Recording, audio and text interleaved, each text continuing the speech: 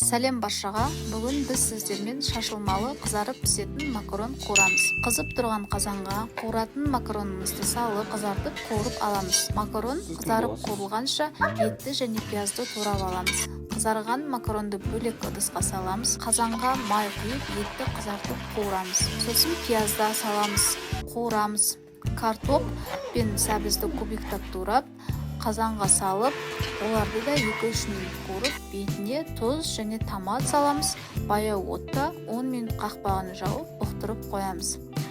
Енді макаронымызды салып, 1-2 асты үстімен араластырып, қайнап тұрған ыстық суда видеода көрсетілген макаронның бетін жабатындай етіп қана құямыз. Бұдан көп болса езіліп кетеді, ал аз болса макарон піспей қалады.